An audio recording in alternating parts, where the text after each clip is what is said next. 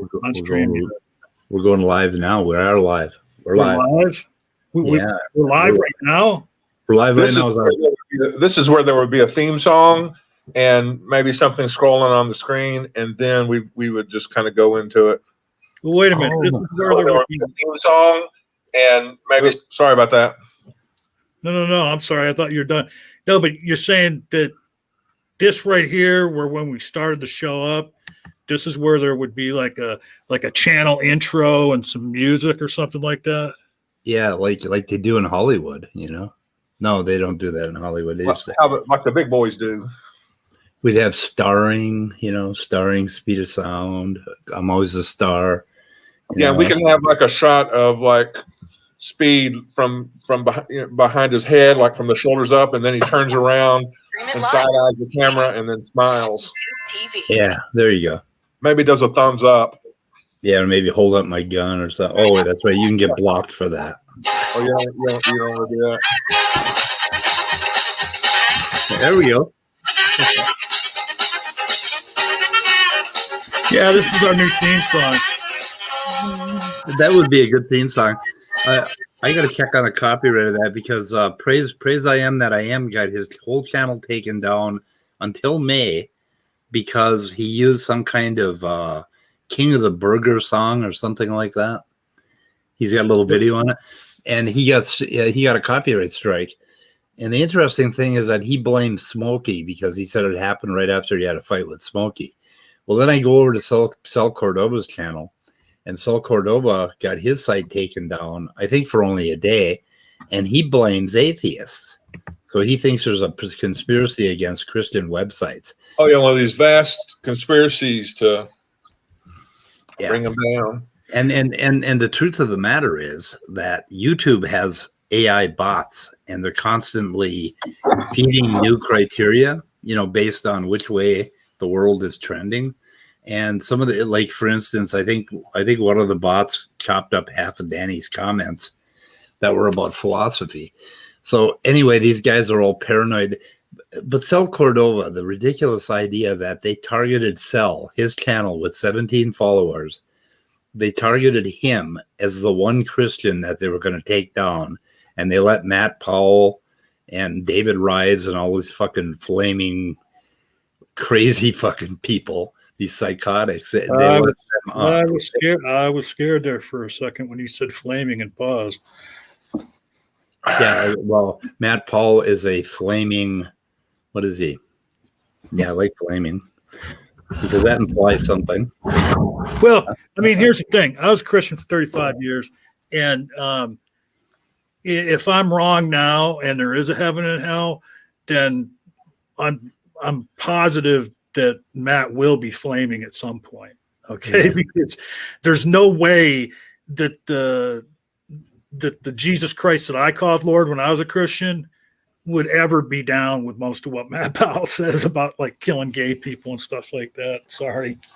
So SFT was blaming Dr. Dan for something. Anyway, I wish elaborate, Jerry. I missed it. SFT was blaming Dan for this. I'm not sure what. I'm really still sleeping. I think he's referring to what you were just talking about a moment ago. That's what I gathered from it, but okay. It could be something else, but he's blaming Dan for getting Sal's channel taken. Well, Sal, I don't know. I complained. I've only done one YouTube report, and that was for somebody that was seriously slandering me. And YouTube did nothing about it. They said, "Oh, we reviewed it." I think they sent me a little form that said, "We'll review the content" or something like that. And they didn't do a fucking thing. So if you're telling me that Dr. Dan can get YouTube to take Sal's site down for pseudoscience, you're full of shit. YouTube won't do anything for you at all. No matter what happens to you or how crazy the site is, they won't do anything. Their bots do it. If their bots do it, and then what happens next is humans look at it and they make a decision about whether or not the bot did the right thing, So don't fucking think there's a conspiracy going on. There isn't. It's just the bot. It's kind of shitty that they do that because they can mess with a person's income if people, are depending on this. And YouTube needs to stop fucking doing that with the bots. But anyway, it isn't a conspiracy against Christians. Do you think a lot of atheists just actually think about these creationists when they're like not on YouTube? Like when I sign off, I go and do real life things. I don't sit there and seethe and wonder ways I can wreak havoc on the creationist network or something. Yeah, it's we have to sit there and seethe and wonder. That was me. We have to keep the word of God from getting out there. I mean, we have to, stop the word of God. Try to do that in the United States. If we were anti-Christian, that would 99% of the Congress would be fired immediately. Yeah, because if I were going to think that deeply about creationists, I'd have to put my black top hat on and my 19th century bachelor gentleman's cape, and then put on my snidely whiplash mustache and rub my hands together and laugh maniacally. And that's just too much energy to expend thinking about creationism. And then you'd be tying theist women to railroad tracks, of course. Yeah, and where are you going to find a steam locomotive? Hey, which video is that? Me and Danny going after each other on Many's thread on which weather report is that? Let me try to give you a URL to that. Just tell me. I'm looking at your channel right now. Is it it's not today, of course. Is it failed launch or is it? I believe it is. Or is it the one with the donkey? Yeah, failed launch. It's I just posted it in public chat. Yeah, I see your culture appropriating my culture again. You had another thumbnail with a donkey in it. I'm sorry. That's the way we roll in Minnesota. After Fargo, we don't give a fuck what the rest of you think. We're going to do whatever we want here. We're going to make fun of you in every way possible after Fargo. You're just like Cartman. You do what you want. Kind of, yeah. It's kind of like the Coens are actually from Minneapolis. And they... Yeah, they are. Yeah, they are. The Coen brothers? Wasn't Mary Richards from there, too? Nope. Oh, yeah, the character? The character. Yeah. The character was. Yeah, they are. And what's his name? Matt Dillon and his brother who ran the original Mission Impossible series, Peter Graves and what the fuck? Yeah, Peter Graves and what the fuck was his name? James Arness. Is that Matt Dillon? Yeah. Any other day, I'd be able to just say it from the immediately. But yeah, you ask me while we're live, I can't remember. Yeah, James and Peter Graves are brothers in some way. Yeah, and they grew up in Minneapolis, so kind of in the same neighborhood that the Coens grew up in, I think. I was shocked to see that they were brothers because they won't admit it. Well, they changed their names, so they'd be different. Yeah, well, each other. They've been publishing that in various things since I was a kid. Reading TV Guide or whatever. Yeah. Yeah, all right, well, this is what let's since the title of the stream is what it is, share my screen. Okay. And let's see if okay, here it is. Under that weather report failed launch. If that was a weather report. Many. I think.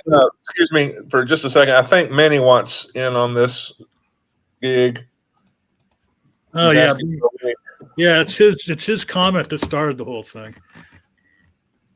So, well, did anybody read the stuff that I wrote about it? How it was basically the way he framed the question and the language he's using. Yeah, we can go to that too, but I don't know if it's in this. I don't think it's in this thread. But yeah, I mean, there's comments all over this from all of us. Yeah. But the one that I've been going back and forth with Danny on has been this thread, and it isn't as big a deal. As what comment of mine started what? What? Danny. What comment started what exactly? Your comment. You did it, Manny. It's your fault. Did what? This is really exciting. I have zero idea what you're talking about. You called him an idiot. Can you see the screen? Danny? You can't see. You can't see the screen, Manny. Wait. 1 second. It was the weather report called "Failed to Launch" from a couple days ago, and then you responded. You put it. I didn't call him an idiot. I called him ignorant. Oh, well. Okay. Wait, can I ask a question? No. No. He says there are no. No. You said you wanted in on this. You didn't say you wanted to come in and take over. Oh, John, I mean, it's like that Danny like goes with the whole there are no laws in biology. Yeah. What about the law of monophyly? Yeah. Yeah. Okay. That's a law. Hey, yeah, Benny, we'll get back to you. Okay. Shut up. Yeah. So what did they do? Take the pouch out of your shirt and count your gold for a minute. All right. My Jew gold? Or the secret Jew gold? Which one? Secret Jew. No, the secret space laser Jew gold. So look, no. You didn't watch the episode. I think John knows what I mean. We have 2 stashes of Jew gold. It's very well known. Yeah, one's in the pouch under the shirt, and the other one's in their quote suitcase. But anyway, if anybody knows what that means, but yeah, you and Danny were going back and forth in this thread that you started. And his response, one of his responses to your original post was, also, I have arguments for why there cannot be any laws of psychology. And so I quoted him. I said, I have arguments. And then I qualified that by saying, arguments only establish probabilities, speak to plausibility. They do not definitively establish anything. And then he pointed out correctly that this is clearly false, as far as, because there's arguments that are made that are empirically true. I mean, because of the facts. Okay, but he said, consider the following. If A, then B. 1, if A, then B. 2, A, conclusion, therefore B. This is a valid argument that follows from the meanings of the words. No sense of the conclusion being probably true given the premises. And he's absolutely right. All right. And then he gave this argument. Same with 1, P or not P. 2, not P. Conclusion, P. Okay. If one of your fucking premises is not P, the conclusion can't be P. It's fucking incoherent. Oh, wait a minute. He said P or... Okay, P or not. 1 is P or not P. Second premise, not P. No, he's correct, actually. No, he's not correct. If your premise is not P, how can you be P? John, no need to yell. No, this is the same argument I had with him. That is not right. That statement. No, John, with logic, that's right. No, it's not. Wait, John. If your premise is not P, yeah, then the conclusion cannot be P. Period. Can I explain for a second? No, you don't have to explain because I know what I'm talking about. No, you don't, John. Yes, I do. John, you're talking about true. If for that statement to be true, he would have had to have said not P. I love this channel. So, John, you're talking about circular reasoning and begging the question, but what Danny is referring to is basically Booleans. He's referring to or and XOR, that kind of logic. And under that logic, you can make a truth table, and if it's P or not P, and it's not P, well, it should have been XOR, not or, but whatever. Then it has to be P. He's actually correct. No, he's not. You just said that he said it wrong. How can he be correct if it's wrong? Okay, he sort of got it a bit fudged, but the first premise is P or not P. His second premise is not P. The conclusion cannot be P given those first two premises. It just doesn't. It doesn't make fucking sense. Never fucking. No, I don't want to go into the whole fucking shit again. No, if I could draw you a logic table, I could explain how he got there. Read, and I know logic, all right. And logically, if you say P or not P, and then your second premise is not P, then your conclusion can't be P. I'm kind of forgetting. I have forgotten so much of this. Oh, it should have been. You're saying it should have been not P. Right. That's what you're. Oh, then you might be correct. Yeah, I think. Yeah, and again, he made it an or, which is wrong. An or doesn't mean. Never mind. He fudged it a bit. You're right. You're right. He fudged it. Based on what he wrote, I'm right. I'm not saying I'm not some logical fucking philosophical genius. No. I'm saying from how he wrote it, it's incoherent. We're all good. You're right. If he said not P, then the conclusion is not P. That's actually quite dumb. You're right. It's way dumber than it sounds. Oh. It's like if it's not P, then I don't think Speed agrees. No, I do. I do now. Yeah. If he said it's either or, and then he said it's not the first one. Oh, so the conclusion is the first one. No, damn it, you got it wrong. John, you're absolutely right. My bad. Okay. P or not P is tautological. So the first conclusion is not P because he said exactly. P. Right. It's okay. that dumb. Yeah. So We overthought it. Okay, did he and say John saw it was. All right, he made a bring mistake, this up right? again. I'm going to bring it up again so that I can go on and make the points I wanted to make. And hopefully Danny will show up because he's been so adamant about this that it just fucking kills me. And it's just, and I'm not trying to, I don't know what word. I'm not trying to pick on Danny because he's a smart fucking kid and knows a lot about a lot of different things that I don't know about. But he is just so stubborn. Believe me, I know. On contending that he's right about everything. Okay, and did you share that again now? But wait, wouldn't the double? I have a quick question. Wouldn't the double negative make it positive? What's that? Why? Yes, and then you'd get P. That's the positive. That's exactly Danny's mistake. That's what John picked up on. That's exactly what's so stupid here. It's a silly mistake, but it's a mistake. I mean, it's just like another thing I was telling Speed about on Twitter is that I was trying to point out to somebody that if you have a belief, okay, and you believe, I'm not talking about a disbelief position. I'm saying if you believe that God does not exist, that entails, okay, so if P is God exists and not P is God does not exist, you believe P is false, then that entails an affirmation of not P.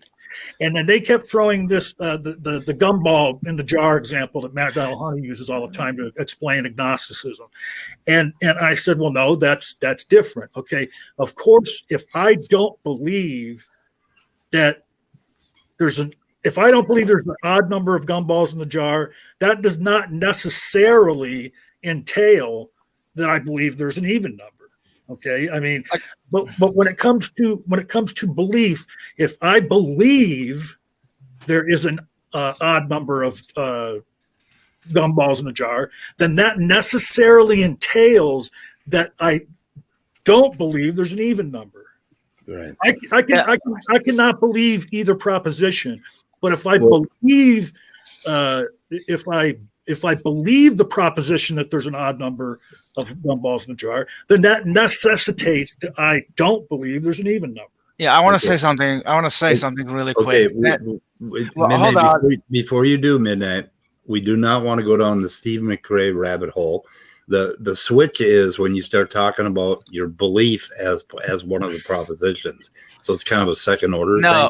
No, I wasn't going to go down the Steve McRae route. I don't know whether you're referring to a definition of no, but I was, what I was going to comment on is like, okay, Danny, it was a typo. Why do you got to be arrogant about it? If it was a typo, okay, it was a typo. Yeah, but to say that John is desperate. Like, yeah, that's right, and that's what I want to get into. So I didn't even. What the fuck? It either didn't click in my mind, or I forgot to mention it right afterwards. But when after he put those two example arguments down, I responded because I understood what he was saying, and he was right. I misspoke when I said, was implying that in every case an argument can only establish a probability. And so I answered back to him in regard to arguments that are not axiomatic in nature, true based on irrefutable logic or empirical fact, my comment stands. Remember, the discussion was about your arguments in recent days that are far from empirical and are not based on irrefutably logical certainties. Perhaps I should have said most arguments. So we go back and forth on that point for a few. He responds back to me, and I respond to him because he leaves me this like frickin' dissertation paper or something for one of his next comments. And so I respond to him, Danny, TLDR. Oh, and by the way, one of your example arguments in your earlier reply is false. Forgot to mention it earlier. And then I quoted it. To not P, conclusion P. I think you meant to type not P. I think you meant to type not P. Yeah, that's what I meant to do. Yeah. I meant to not P. Okay, yeah. Why don't you shut the fuck up for a minute? Let me finish, and then you can defend yourself like you've been like doing like an asshole on the fucking. Okay, I'll let you speak. That's fine. Yeah. At any rate, he says I wrote it correctly. It's a disjunctive syllogism. Blah blah blah. Okay. Notice he still has never said it was a typo. Did you? And then he asked me if YouTube cut off my comment too. I don't know why, but it didn't. All right. So I respond back to him. You did not indicate that not P is false. You merely typed to not P. Conclusion P. That is incoherent. Here's what I posted, he says, and he copy and pasted exactly, he said. And he actually copy pasted a different comment. And I tell him that you copy pasted from a different post. Again, what you posted in the post I am referring to is incoherent. If one of your premises is simply not P, the conclusion cannot be P. If you think it can, something is very wrong with your understanding. No, I copied from the post. Now he's contending he copied from the right post again. And so I inform him, like, no, you did not copy the right post. That is why in my post I said in an earlier reply, forgot to mention it earlier. It was not the post directly previous to mine in which I point out your error. It is the post that begins, this just clearly is false. Consider the following. All right. And then I get snippy with him. Please stop feigning ignorance. I was clear in my first post. What else did I say? Oh, I said, my new name for you is OG Junior. As in Otangelo Grasso Jr. All right. I was clearly being an asshole. And then I see where now, because I had written the same argument in Word form in the word form, in word form afterwards. And I said, no, you did not write the same argument in word form. P or not P, not P.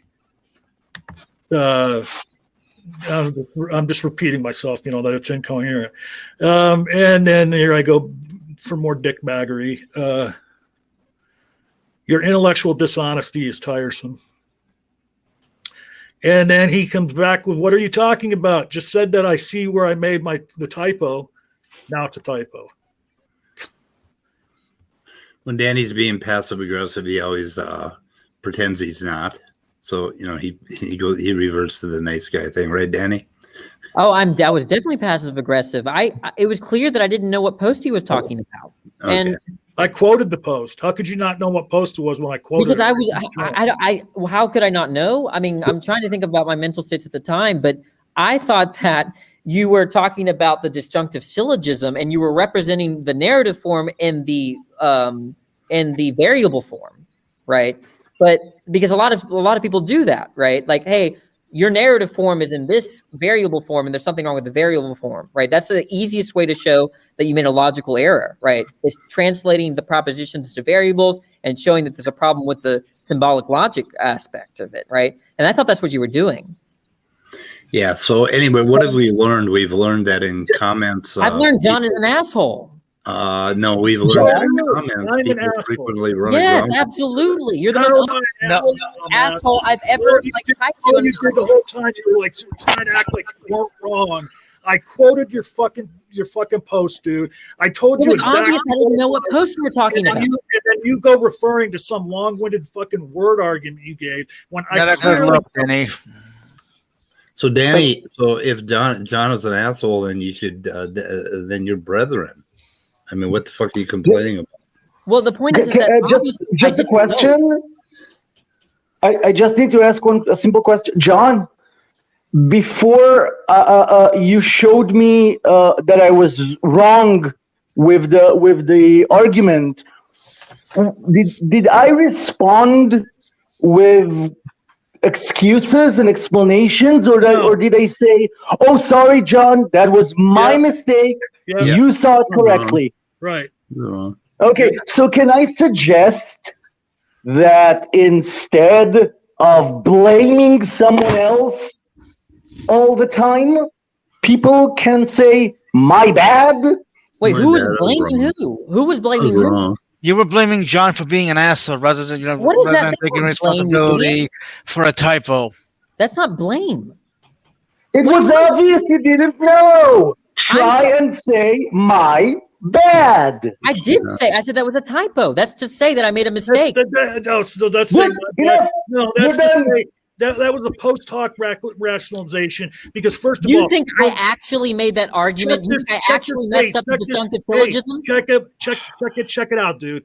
Omission of a word that totally changes the meaning of something is not a fucking typo. That can happen as a typo. Are you joking? Spelling something is a typo. Using the wrong word is a typo. I don't know what you're talking about. You're making no sense, because you can actually make a mistake and it can change the meaning of the words. You, the lover of biology and DNA, can know that making one little change in the DNA. Oh, for God's sake, what does that have to do with anything? Because I'm just giving an analogy, you dumbass. Listen, if you change one nucleotide, now I'm a dumbass. You are, right? Look, listen, if you can make one change in a nucleotide, it can change the entire protein. Dude, what are you doing, man? Okay. What the fuck are you talking about? Danny, what the fuck my are you? dear intelligent little piece of shit.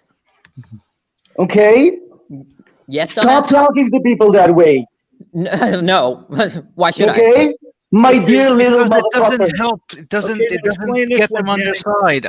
This is well into the thread, and you're saying that you say also, when I first responded, I did give it in a valid form. No, you didn't. No, that was the argument that I gave in the narrative form. I thought you were summarizing that using propositional logic, symbolic logic. Hey guys, this talk it's upsetting my dog. What confirms that is I copy pasted the narrative form. I thought you were talking about the narrative form. Do you really think I would make such a dumbass mistake to say P or not P, and then infer And for not wait a minute. Well, since I have empirical fucking evidence that you actually did that in writing, you did make that mistake. What the wait, fuck? is a typo a mistake? Yes or no? Who knows? It's a mistake. Guys, you're giving my dogs neurosis Jesus. here. I dare In you the to answer the background. question: is a typo a mistake? We don't know how When how you made when them you figure insist Y'all are a bunch of on dishonest defending fucks. it, That's what y'all are. I It's a think mistake. Manny summed it up really. Instead of arguing for point after point, and Answer the question: is a typo a mistake or not, John? Let's see how honest you are. is a typo a mistake? Speed. What? Yeah, the typo's a mistake. What does that have to do with anything? No. He was. You said. If I can clear this up, you said that an omission of a word is not a typo. You know what I mean? And he's saying, well, is it a typo? Like a typo. I mean, I'm not saying he didn't ask me if it was a typo. He asked me if a typo is a mistake, and I said yes. A Yeah, typo. so is if I made a mistake. typo, it's a mistake. Right? How is that a You made typo? a mistake. Okay, just say I made a typos are mistake. mistakes. By definition, typos are mistakes. So when I admitted Intelligent. typo, that's to say I admitted to a mistake, but it wasn't intentional. No, you didn't. No, you didn't. Just because What a are you typo is a talking mistake- about? Just because a typo is a mistake, saying that you had a typo is not admitting You that think I you was had a lying mistake. about it being a typo? No. I Speed, don't you're a know your state genius. of mind. I don't know your state of mind. I would not. You are inferring my state of mind. You're saying that I intentionally wrote something what unreasonable. I'm not saying you intentionally did it. It's just that you made a mistake, and I think your thing about typo is a post hoc rationalization. Wait, do you think I intentionally meant to put not P and suppose? Look, Okay, Danny, why don't you just try this now? Practice this. Just say, I made a mistake, period. I Okay, said that. Say, I made a mistake, period. Yeah, I made a And then- mistake, period, and but then it wasn't shut the intentional. fuck up about No, it. no. You See, shut the fuck up. period. Okay, Period. You shut I the made a fuck up. mistake. It wasn't intentional. Okay. I can look. I'll say. I'll say the sentence. It wasn't a mistake. Period. It wasn't. It was a mistake. It wasn't intentional. Where's the period? Have you There's a misplaced big it, difference between or is an that another intention- typo? Look, there's a big difference between making a mistake and not meaning to versus making a Okay. mistake and meaning to say. Okay. Well, then go back to that thread and point out to me where I ever once implied, even in the slightest, that it was intentional. All I Okay. did was point out that you were wrong. No, Okay, I'm getting that gentlemen, based on what you're saying now. both of you, drop it. Damn. Warning, drop it. Fucking drop it. It's over. Okay? I don't give a shit. It doesn't, no one's entertained by this bullshit. So Yeah, no, it's a fucking headache. let's go on and look at something else. I wish I could have Like, just got through it before he showed up. Did anybody see the You made another Snake trigger. Wright versus Matt Slick debate? Oh, no, I did Yeah, not are we gonna see watch that. that? Or debate or Maybe we need to see parts of it or something. Ian was wanting us Yeah. to deal with that. Okay. Ooh, cool. There was something else that went on. This boy draws against SFT, and then John Maddox just did a video on how atheists are delusional because they believe in idealism, I think is what he was saying. So what Eh? does I mean, I am pretty delusional, so he's right.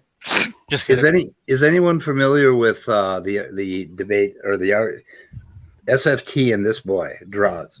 Where this boy draws was apparently making some argument from some sort of book that he read. Doubting Thomas. Do you know what I'm talking about? What was the book? Do you know? No. Fuck. I don't know. It was something about the ontology of mathematics, maybe. I think it was called the ontology of mathematics. Well, that's an interesting topic. Do you know anything about that, Danny? The ontology of what? Oh, the guy, the boy guy. Yeah. Wait. So what? Did you see that? Yeah, I Yeah, did. mathematics. Okay. So what was Boy's argument? It was something like he was basically accepting the Cartesian skepticism, right? Like the ideas that boy? like Who's boy? He was This boy draws. I think it is. yeah, that book seems to suggest that we are in a dream world, something like that, Yeah. or that we should, And it's just like giving into the Cartesian skepticism about trusting your senses in terms of not being able to trust your senses in terms of what's tracking in the real world. Right. And then so John Maddox took that and he seemed to be making the case that all atheists believe this. So atheists were delusional. At least that's where I think I only watched 5 minutes of it. I thought, hey, why are we watching the stream we're doing right now on delay on the screen? Are we? Yes. Yes, we are. Now I found a listing on Amazon called Ontological Mathematics: The Science of the Future, Hyperianism by somebody with just one name. That's it. Yeah. However, I kind of distrust authors with just one name. Yeah, I was going to bring up this Doubting Thomas comment because it's funny as fuck. He says it, and he also said before that, like, so why am I allowed to call Danny a dumbass, but he's not allowed to call me a dumbass? And I agree with that totally. I didn't say Danny couldn't call me a dumbass. He said asshole. I was the dumbass. Please. I don't know. Apparently, I called him a dumb fuck. No, but he called you an asshole and me a dumbass. Okay. Let's not get Danny's arguments wrong. I want this book now. Okay, Ontological Mathematics: The Science of the Future. Why is it why is it the science of the future, though? I don't know. I don't even know what is meant by ontological mathematics. It is Can God. I just What? There's something I wanted to say about where you were when I joined with before we got into the whole argument about SFT and is there a conspiracy by YouTube? So I've had comments automatically deleted for containing the word anti-Semitism in them or the word homosexual. And regardless of what I was actually saying, they were automatically deleted. And then after it happened a few times, YouTube shut down my account for hate speech. Right. Same thing happened to Nakasuchi. Same thing happened to Nakasuchi. He was making videos calling out homophobes and people that were using hate speech in their videos. And then he got a strike for promoting hate speech because he was making commentary on how wrong they were. Same with the disease that must not be named. If it's mentioned in the wrong context, you get flagged. YouTube is just, instead of trying to actually fix their problems, they're just trying to build more bots to find the bad stuff. No, see, it's not a problem. This is intentional, right? They intentionally do this because because it's cyberbullying. It's you're spreading hate, like talking about the virus that shall not be named, like it's Voldemort. You know what I mean? Yeah. How else are you supposed to get like accurate information? Like here's what I don't get about that. You can talk about the fucking thing, but but whenever you're on YouTube, virus update, watch. Like, okay, so wait, so regular people can't talk about it, but it just, I don't know, it's retarded. Okay,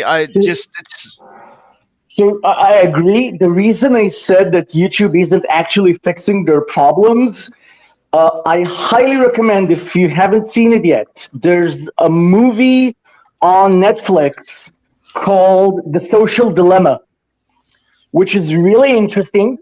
Watch it with a grain of salt so you don't fall into too much of a conspiracy mind. But it basically shows how the YouTube, the Facebook algorithms help spread conspiracy theories and evil stuff. And instead of fixing those algorithms and actually trying to come up with a better way of running the network, they're just adding patches onto it with these bots. They're going the easy route. It doesn't even sound like a conspiracy theory if it's true. So I don't know. Yeah, no. It's like they explain how Pizzagate was propagated by the Facebook algorithm, and these are people who work for Facebook. One of them is the guy who designed the like button. And he explains that he created a monster. And instead of actually going back to basics and trying to rebuild their way of creating a social network, they're just saying, okay, so we'll strike down all the baddies. I mean, that's the social networks were social networks were actually built insidiously because, for an insidious purpose, right? Because it's like, all right, you know what? Let's give people a shot of dopamine so they keep coming back. Like social media is designed to keep you coming back and give you a dopamine rush. I mean, do you think like you think that like when you're talking about YouTube and the problems with their algorithm, like what they did to you when you just used the word and didn't take context into account, is it that they are relying on AI before AI is ready to be relied on? I mean, yes. I mean, if you want to talk about conspiracy theories, there used to be an app called Candid a while ago. Created by former Google employees who somehow trained the algorithm that and then sold it back to Google to be used. If you want to go down conspiracy theories. Do you have a link to that? That sounds cool. I mean, you can Google what Candid? Okay, I'll try. I'll look it up. Candid app, the Candid scandal. There, it was a whole big thing. It was a whole big thing a couple of years ago. A bunch of skeptic YouTubers were found out of taking bribes from the company to push the app, like fucking what the fuck is his name? Armored Skeptic, Mundane Matt, TJ Kirk, Undoomed of all fucking people, and others. Yeah, it was a giant fucking thing. Cool. I'll look it up. So and again, I recommend the movie The Social Dilemma. It's interesting, and we should watch it since we are using these networks as part of our lives and our activism. So it's getting a little weird when their bots are taking things down for really strange reasons, and Praise should have got struck down for about 50 things, and exactly they struck him down for something stupid. And it's just like and Sal Cordova, even though he's putting out a lot of pseudoscience, has never said anything that is remotely like hate speech, and he should not have gotten taken down. Praise probably should have been taken down years ago and ushered out of YouTube and locked up somewhere. Hey, you're definitely gonna want to share Erica's comment. If anyone doubts what Speed just said about Praise, just go back to my debate with Praise about his 5-hour I hate fags video. Yeah.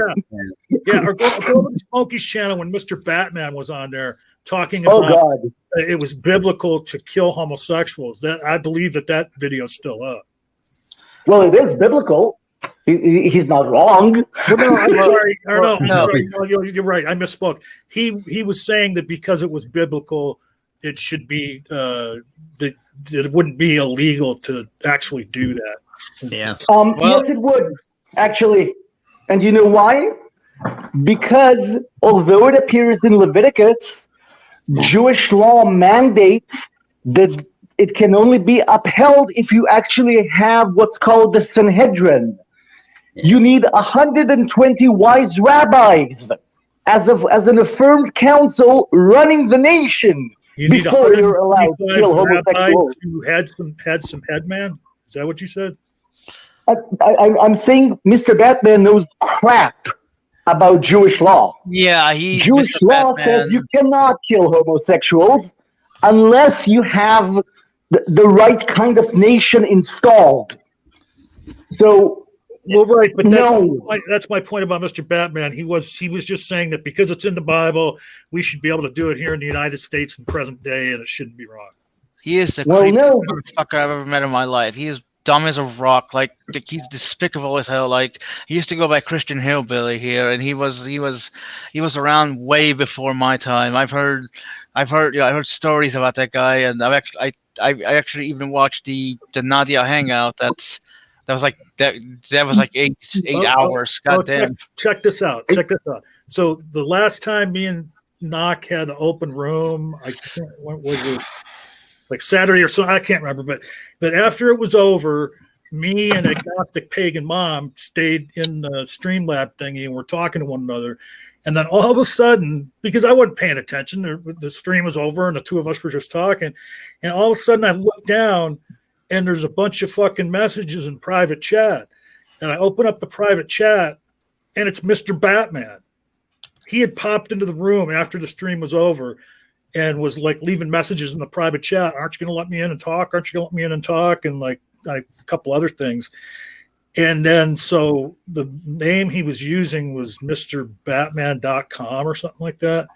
So I went to that website and there was a phone number there and I called it and it was him on the phone number. And I was just like, yeah, I just noticed you stopped in. Like, didn't know you were going to be, coming after the stream was over. I never did get an answer back from him. I said, hey, yeah, come on back sometimes when we're doing an open room. We'd love to talk to you, buddy. Can I just say what I find to be the scariest and saddest and most horrible thing about Mr. Batman? He's a sub. He's a teacher. Yeah, that is what's the single worst fact about the guy. No, I don't think I don't think he's dead anymore because from what I understand, he told a girl that was molested that it was God's plan and they fired him. I'm hoping. Oh my God, he didn't do that, really? Yes, he did. Why are you surprised? I mean, I understand if you're shocked, but are you surprised? I guess really?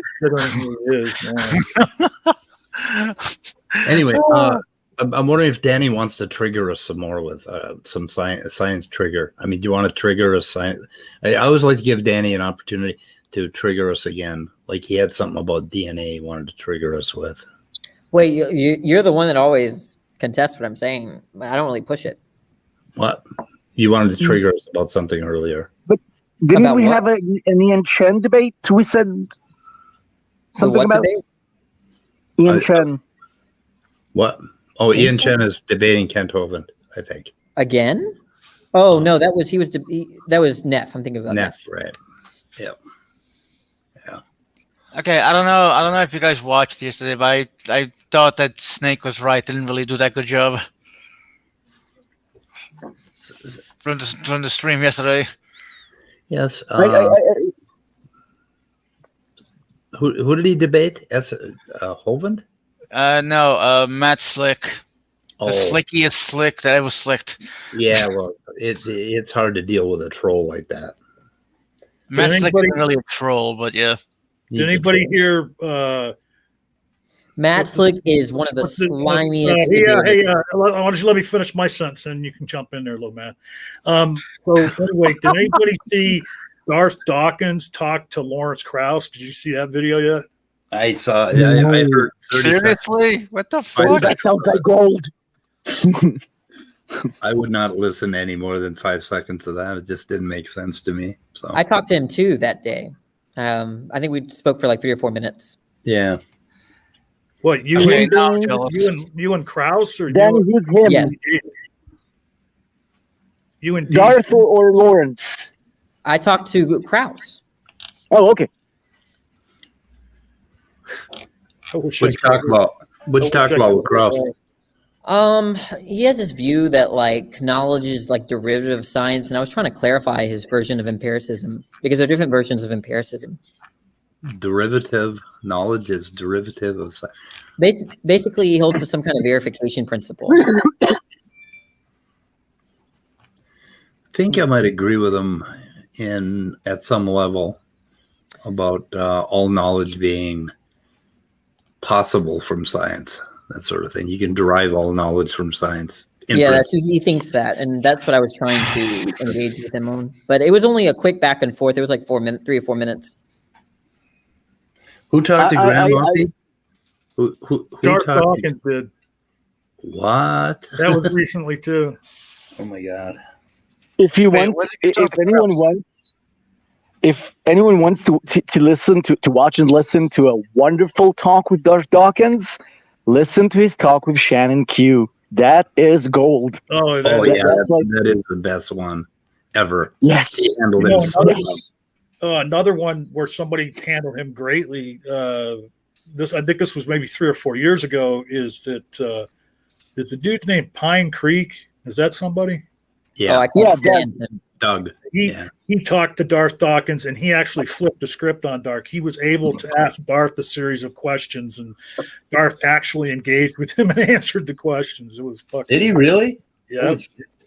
Well, that's be good. I would love to listen to that. Because Darth never answers questions. He always asks. Well, right, and that's what happened on Your Friendly Neighborhood Atheist. That's another new one that just came out today, because he called into Your Friendly Neighborhood Atheist, and got his normal butt hurt. And Brainbug was trying to ask him questions, and Darth, well, no, you need to answer my question. And Your Friendly Neighborhood Atheist, who is Your Friendly Neighborhood Atheist, he's pretty friendly. Basically told Darth, well, no, this is a call-in show where we examine other people's beliefs. So you need to answer Brainbug's questions, or you can just fuck right off. I was taken aback. I was like, wait, whoa. Can I just point out one really, really stupid thing about Darth's argument? It's that I've lived for say 39 years before ever hearing of the idea that you need a god to anchor knowledge onto. Yep. And so many people have never heard this argument and actually know stuff. So what the hell are you talking about? Even if you can play with words, it's obviously nonsense. Well, it's just a claim too. I mean, he wants to set up those parameters at the top of a discussion, which isn't really a discussion, which is just him running his in the guise of questions. And basically, it just falls apart right at the beginning for me. I don't accept your claim, your unsubstantiated claim. That you don't need. First of all, you don't need a god for coherence and logic, and you don't need anything to be ultimate or absolute for reality to be coherent. And he claimed, okay. If you just walk up to a random person on the street and ask him, "What do you anchor your knowledge? What is the ultimate?" He'll just look at you like, "What? What do you found that in?" It's like, what? What is your foundation? A lot of people had issue with street epistemology because it's like, hey, do you want to answer some questions? No, fuck you. I just want to get my coffee. Yeah. Exactly. No, I'm sure that's happened, but Magda Busco just doesn't show those clips. Yeah. But this has been definitely an interesting stream coming into John and Danny going at it, and Danny, Jesus Christ. But street epistemology meets people where they're at. It doesn't start with, "I want to ask you a question. How is it that you actually know anything?" What? I'm not sure where Thompson. I think he's in there right from the beginning. Okay. Yeah, started right at the beginning with the. I didn't share the audio. I just wanted to show this opening screen. I don't know if By the way, can we call Darth Duncan? Because that's apparently his name. Duncan. Well, yeah, Duncan Atheist or Duncan something. I don't know. Duncan Atheism. Duncan Atheism. Yeah. But his real name is Gary Milne. Really? Oh, that's so mundane. Why would Gary. you? I mean, I know the name is out there, but why? Never mind, John. Wait a minute, John. How do you know it's Gary? Do you believe in God? I am not revealing any information that isn't known by everybody. Does he? It's okay. You're an atheist. You don't know anything anyway. So you can't be blamed for doxing anyone. That's okay. Does he have any charges for domestic assault, Darth Dawkins? Oh yeah. I kind of thought he would. I mean, he supposedly beat his wife, and his Kids. wife and his kids fucking hate him. And they've been online saying as much. Yep, he strikes me as a type. You know, there is a type. And On what ultimate reality are they basing their hatred? Because maybe if they don't believe in God, he never hit her. Because how can she know if she was beat up? Right? After all, it's that simple. Poor Gary. What's happening with Erica? Erica is talking to Leo. Well, Well, it's let's just- tell Leo. What are they talking about? I'm responding to something on Twitter. Leo and Getzig are talking about dating. I didn't. Oh my God, they're talking about dating.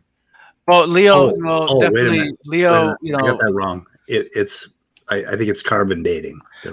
Oh, Are you trying to ship Erica and Leo? I'm sorry, but Leo, but Leo has eyes for only one woman, and she's too famous. And she's too famous for him. Amelia, I don't know. To be fair though, Midnight, Erica's too famous for Leo too. Touche. so play some Darth. Play some Darth. Hang on a second. Okay, I'll work on it. I'm sure Ethan won't mind. I have to switch to my other production studio. You want to hang on a minute? Yeah, sure. I mean, hey. May not work because I've left my fucking headphones on again. So Sorry. I recently found out that flat earthers are even dumber than I thought. Kidding. I'm fucking Yeah. with you. Oh, bad Mikey, bad Mikey. Does anyone know what an azimuthal equidistant map is? It's like it's what flat earthers think is the actual map of the Earth. Yeah, it's like the map of the Earth to where like it's the globe splayed out. Exactly. So first of all, it's a projection of a globe onto a 2D surface. Yeah, morons. Yes. Well, And also, this is the question I always ask flat earthers. yeah, and do you know why it's equidistant? Why it's called that? I've been given a coherent. I said, so if that's true, the North Pole's right in the middle, and the Earth is flat.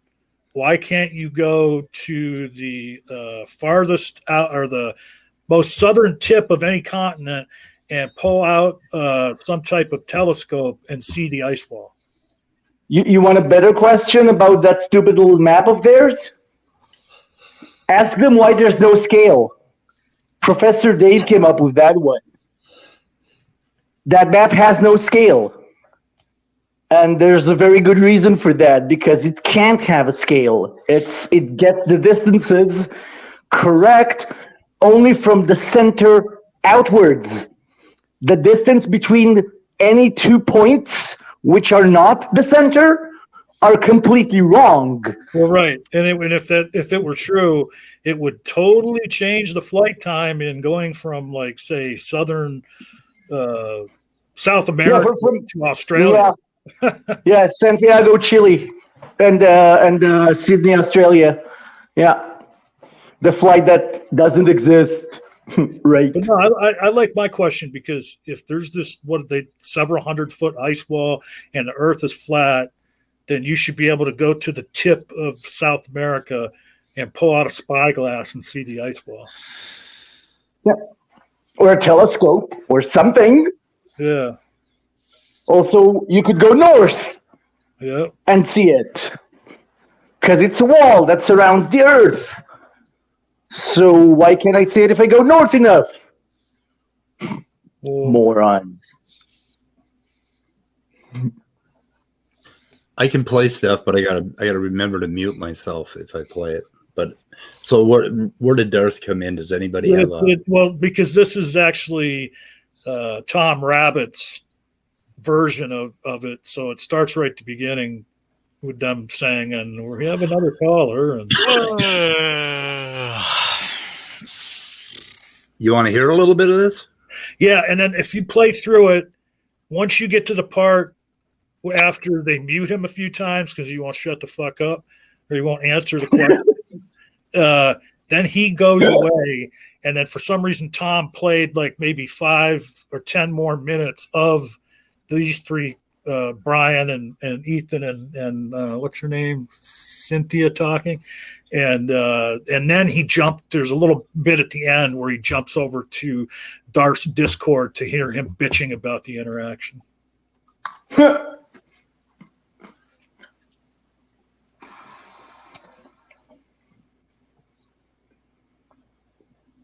I can't hear anything. What I put down. Yeah, it says right here that you were a Mac user over a PC.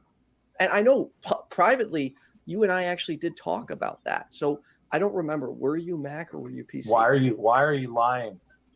Well, no, we did talk about that privately. And remember when you invited me? That's not what I wrote down. Okay. What my question was is, how is your atheism coherent?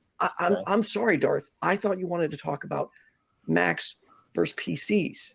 Would you so like you're to... lying to your audience? Is that it, Ethan? No, I'm actually screwing. I mean, I'm surprised you took my phone call. Me too. Which is nice. I appreciate you taking my phone call. Of course, Darth. But my question that I wrote down is why your atheism is coherent. So okay? I'll be honest. Would you want to address the question? No, I don't want to. I know you're probably going to think I'm scared, but I'd actually rather talk about Macs versus PCs. Where are you at on that? When we talked previously, for your audience's benefit, we talked on at least two separate occasions, and you admitted, not only to me, but for a room full of people, that the atheism as you presented it was not coherent. Okay, so do you still maintain your atheism? Oh, I maintain my atheism, but I think you're moving the argument just a little bit. I said I hadn't understood. Why then did you admit that it was incoherent? So if you want to talk about Macs versus PCs, or actually better yet, how so you don't want to address what you told me in the civil conversation. Upon analysis was incoherent. Hey, Darth, how about we talk about how to engage in civil conversation? Why aren't you addressing my question? I'd like to know why you still hold to atheism when you told me on Discord that your atheism was incoherent as you presented it. All right. Do you recall saying that to me? Last chance. Can we talk about how to have civil conversations? I am being civil. I'd like to know why you that's not my question. To do an atheist show when you admitted to me on Discord that atheism as you presented to me could not be defended coherently. Can you answer that? So please? Here, check this out. I have somebody co-hosting next week that would actually love to speak to you about this topic. I'd like an answer from you. Sir. You told me previously it was incoherent. Why do you continue to be an atheist when you admitted to me weeks ago that your atheism was not coherent? That's actually not what had happened. I had said I didn't understand your question. But anyways, Darth. No. We went through it meticulously. Atheism, you tried to express it as a lack of belief. That it constitutes an indirect denial of God, but that you couldn't defend an indirect denial of God, right? Do you recall that? Can I ask you something seriously? Like, why do you do this, man? Why you can ask me a question, okay? Well, is this a call-in show? Do you want call-in shows to ask questions? But I don't you like guys are atheists. I would like to know how. Would you like to explain to me right now? I'll shut up. Explain to me how your atheism is coherent. Would you do that? I would actually not like to do that because that's not really an enjoyable conversation. So you don't have confidence that your atheism is coherent? How do you define coherence? Okay, that it actually is internally makes sense. Well, how do you know there are no internal tensions or conflicts or contradictions? How do you? Good. That's a good place to start from. So we got a definition of coherence. So what about Ethan's or mine or Cynthia's worldview would not fit the criteria of being coherent with the world as we experience it? So is this a subjective? Wait, hold on. Is this subjective coherence to each individual, or are you claiming objective coherence? What I'm saying is that atheism, as it is represented by the majority of atheists, cannot be rationally defended. Why not? Now, atheism is either the direct or the indirect denial of God. Atheism is a universal negative. I would like to know from any of the three panelists, how do you... Speed, foreskin, any chance about foreskin? Yeah, thanks. You have a hell of a delay. Wow. Okay. So just one tiny thing.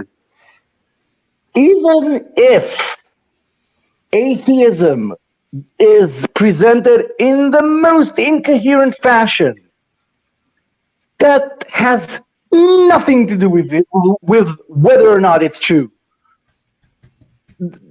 Just nothing.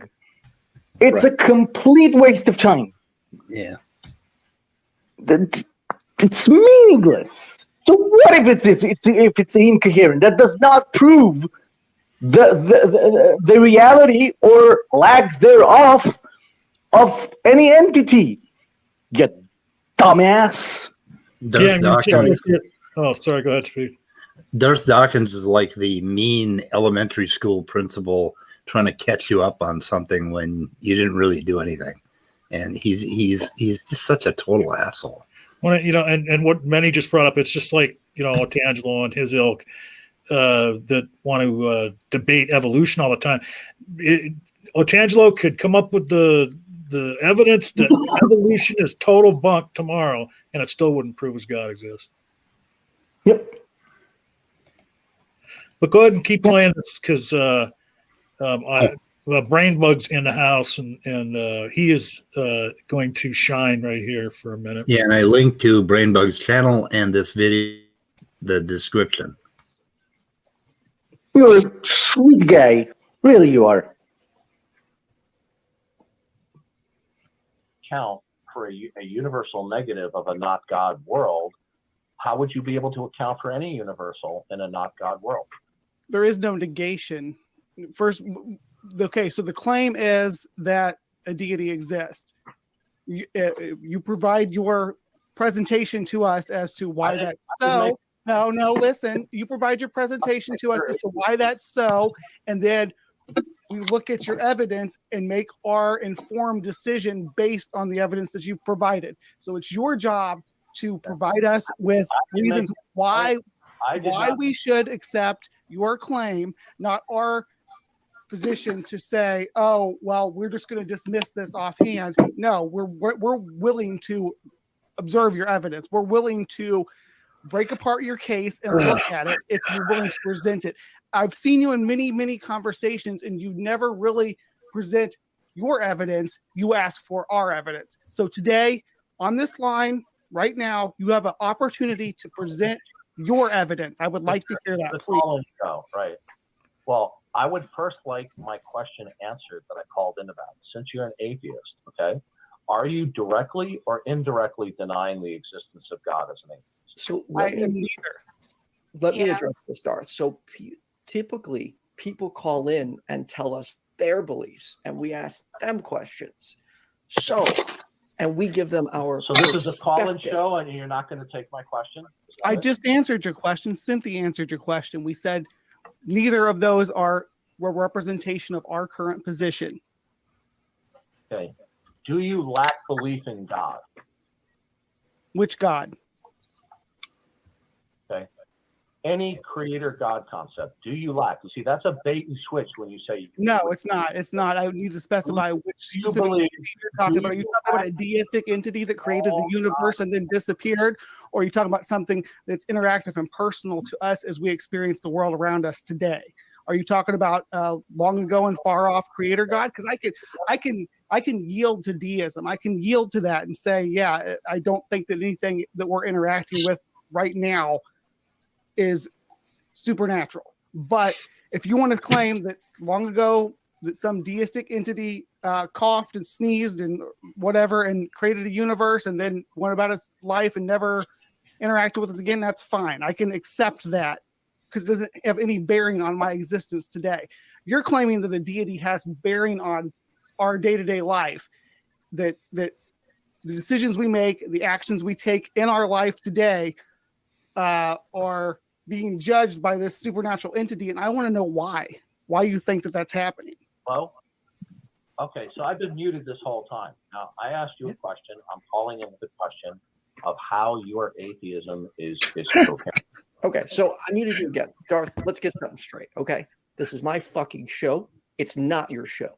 So you're going to oblige by the rules I set in place. Now, I had previously said I was never going to take your call again, but I'm making an exception to try and engage in the conversation. So you can answer Brian's questions, or you can play your games, and in that case, the conversation won't continue because this is my show, my platform, my rules. Now, feel free to answer Brian's question. My question. So you're basically admitting you keep on putting me on hold so the audience can't hear him. Okay, so I'm muting you again. We're trying here, man. Again, my show, my rules, not Darth's show. It's not your rules, okay, man? So, dude, bro, whatever you want to go by, can you answer Brian's questions?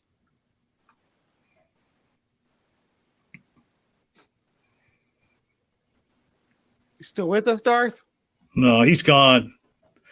Now you can take this forward speed to when this disappears and it's a Discord room. Okay, well, So, Darth, are you there? when what happens? Can I just say Darth that is gone, and you can now go forward and look for where these three disappear, and it's a Discord room, and that's where, so back it up to where that Discord room starts. can I just point out that getting Ethan, for if people haven't listened to him before, to say this is my fucking show, I know. you have to be like, wow. Because he doesn't call himself a friendly atheist for nothing. He's really the sweetest guy around. Oh my God! Before you start, Danny, are you just absolutely insane? If anything, what are you saying? now makes me have less confidence in Danny's mentality. It's that he just posted, I think Darth is a good debater, actually. Like, are you fucking kidding me? You don't think he is? He doesn't. No. He never debates. He's not a debater at all, period. He has never debates. He goes on making a series of fucking claims and a series of claims with questions that are begging the questions that are loaded. Yeah, I didn't say he was a good reasoner. No, Danny. Not a good Danny. debater. A good Darth, debater would as he actually presents- engage in the argument. He knows how to control the conversation. Well, that's not a good debater. Doesn't It's go not a back. conversation. You're going to be a really good debater and argue fallaciously and make a bunch of claims. No. Because he never actually states anything of his own position to counter the position that's being put up. So he's nothing more than a fucking troll. He's a slimy shitbag fucking troll who loves to beat people. And that's the fucking game. And that's not nobody can listen to him debate. A good debate. If you listen to two good debaters, you will find that it's an enjoyable experience. With Darth Dawkins, who has ever? No. Look, he's a horrible interlocutor. I grant you that, and he can't reason. So he's a bad debater. No, it doesn't follow. That doesn't follow. No, No. Danny, you're right. You're absolutely right. My bad. You're right. Go ahead. Danny's right. He could beat most Danny, people. you're right. Okay, Danny, you're right. You're right. Danny, We agree. Danny, you're right. You win. You're right. I didn't bring it up. Y'all brought it up. You're right. Oh, You we literally all brought said- it up? Wait a minute. You're the one that posted Darth Dawkins. It's a good Yeah, in the No, I was talking chat. to Jerry. We brought it up. We brought it up. Okay. I was talking to Jerry. I wasn't talking You're to you. right. at all. You're We right. brought it up. You're We right. brought it up. We were wrong. You were right. You win. Can we move on? Yeah. Yeah, Danny, the Let's more play this. time passes, the more I hate you. But go ahead. Oh well. You're lost. at the Legion of Doom, My One loss. of them would answer the question. Yeah, that whole friendly atheist thing is just an act. He isn't really friendly at all, and that exposed quite clearly tonight. He got pretty clear. Is this weak for everybody else, the audio? Yeah. Yeah. Well, okay, we'll just summarize. Darth Dawkins totally misrepresents what happened and bitches and pisses and moans. The end. He's not friendly. Sounds like a good summary. I don't know. Meanwhile, at the Hall of Doctrine, no, wrong Hall of Justice or Legion of Doom. Danny wins, just like G-Man. God damn. Oh, wow. Yeah. Yeah, Doubting Thomas said on their end, too, is the audio was really weak. He just claimed that coming onto a person's show, being obnoxious and offensive, not engaging, not listening, after you've been given every chance, and then you hang up, makes the other person unfriendly. Really? Yeah, pretty close. I can listen to that guy for about 3-4 minutes, and then it's just like, fuck, I can't listen to him anymore. Ooh, And notice too how triggered he was that he was being muted. Have you ever been over on his fucking Discord server? Or Oh yeah. So I'll give a very careful psychological remark here, and I give it very, very carefully. Darth displays certain behaviors when he's online, which sort of point to a personality disorder. Oh, yeah. I don't know him in real life. I'm not diagnosing him. But his online behavior shows tendencies of narcissism. That's all I can say. Kathy says, I've steel man Didi on my channel. Well, I mean, that's marvelous, Kathy. I mean, considering some of your viewpoints, I'm not surprised, actually. Yeah. What infinity idea were you referring to? I love when people call me brilliant, but I can't remember. Oh, when we were seeing the graphics of ourselves endlessly, I love that. Oh, okay. Okay, yeah. I love two mirrors in front of each other. I think it's one of the most brilliant things a person can do. That was a mistake. It was so brilliant. A brilliant mistake. Okay. It wasn't a mistake. It was a typo. Yeah, something like that. Yeah, it was a typo. Yeah. It was only a typo. Yeah, I didn't make a mistake. I made a typo. Hey, so can the science people in this room explain to me why, if you have two mirrors across from themselves, like why is it an infinite regress of images? And does it ever end? We need Leo. Shit. At some resolution, I'm pretty sure it would, because how the fuck? Because you're going to be, well, it's what you're seeing, you see, that is going to end. You're not going to be able to see beyond a certain resolution. Right. But what are the photons actually fucking doing? I think they'll start to interfere with each other when the wavelengths get down to a certain size, right?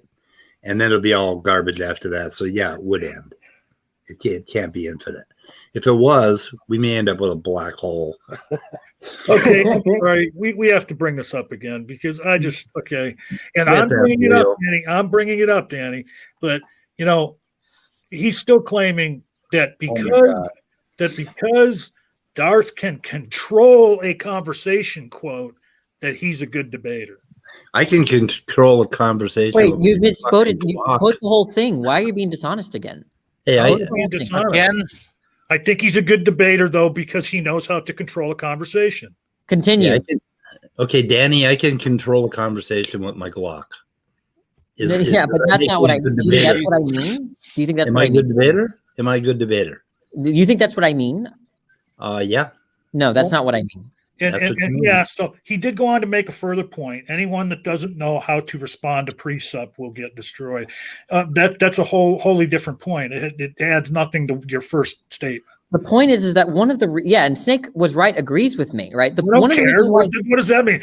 Oh, it shows that it's not crazy to think this. Look, let me explain myself, okay? The reason why Darth seems like a bad debater to you guys is because y'all know his shtick.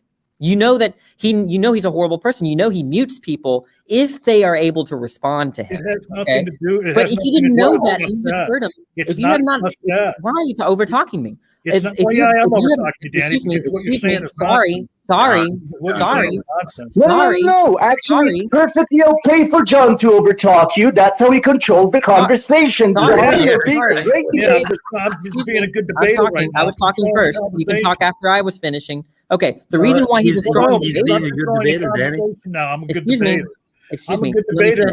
I'm trying to debate you right now. Let me finish. Let me finish. Follow my script.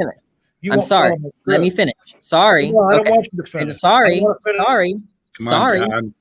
Okay. So what I was trying to say is that we are all familiar with his precept stick. If you had never heard of precept, if you were debating him for the first time, you're probably going to get crushed. He knows how to manipulate the conversation. He knows actually pretty good responses to stupid people that don't know philosophy, right? He actually knows how to respond to those people. How does that make a person a good debater, that they do well against stupid people? That's okay. So you guys have a difference. We all have differing opinions about what a good debate is. So let's let it go. Danny's right. We know that, right? Danny's right, John. Yeah, let it go, John. Danny's right. Okay, look at the icon for the show. That's a picture of Danny with the green eyes, the laser eyes. We got to respect that shit. Well, anyway, I mean, I'll just end by saying anybody that thinks that Darth Dawkins is a good debater is a complete idiot. Sorry. Good point. Yeah, I like that. But Danny's right. But anyway, I love this because I did hear Jay Pasek referred to another DD thing. He on his Discord, and I think this might have been a Tom Rabbittt video too.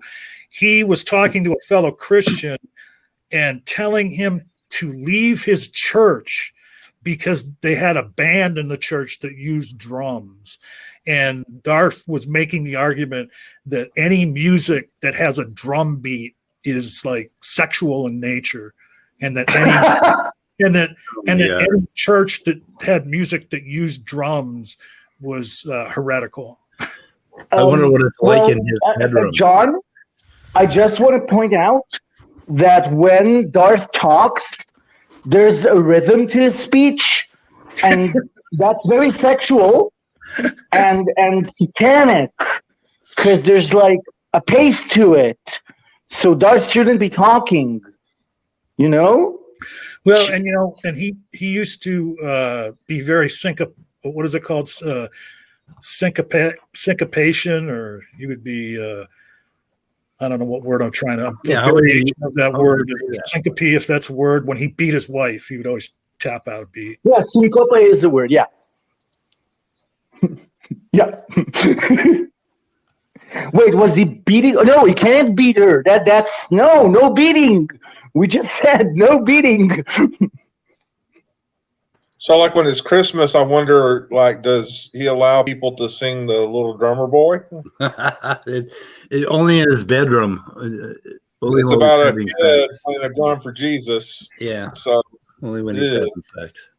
Wait, am I allowed to think of drums, or is that like thinking of a woman?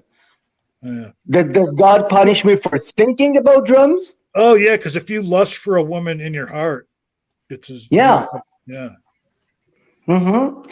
So I wonder. I don't want you guys to think that I'm like a dog with a bone or anything. You can't, drop something. But I just want to ask: so, is it really a debate if one person controls the conversation? Yeah, no, it can be. Absolutely. No, I disagree. Well, then we mean different things by control. No, we mean different things by debate. Yeah, exactly. No, wait, what do you mean by the debate? What do you mean by debate? A debate? No, Danny, you're right. Yeah, get sucked into my whirlpool. please, Danny, you're right. There, we're done. What do I mean by a debate? When two people get together, they present arguments, they go back and forth, and basically provide support for their arguments, and then they bounce off of each other. It's not about controlling a conversation. You don't think Darth does that? Controlling a conversation is what you do with your fucking kids when they're 3 years old and you want them to shut the fuck up and go to bed. That's what you do with your kids. So anyway, that is my definition of a debate. No, we agree on the notion of debate. You were wrong. We don't disagree about. If you don't like my definition, go fuck yourself. Yeah, no, we agree on the definition of debate. Where we disagree is control. You were wrong to think that we disagreed on what debate was. Okay, Danny, could you please stop telling us what we think? Yeah. No, I'm telling you. No wonder you worship Darth. I'm saying that you're right. What else do you want? You know? Wait, what else do you want? John, please move on and John, stop arguing do not with Danny. fucking bring Danny it up is again. God. Danny, shut the fuck up. We're not talking about debates anymore. We're talking about something. Yeah, else. Danny is God. You win. You're God, Danny. Now move on. Hey, did anybody ever see the modern day debate? And I don't even remember who Darth was supposedly debating, but he started in with his normal shtick, and James just went off on a fucking laughing spree. Did you ever see that? He was laughing at Darth Dawkins, and Dawkins was getting fucking triggered as hell. Yeah, that's the same thing that happened with Shannon. She just found him seriously funny, and he couldn't handle it. He lost his shit.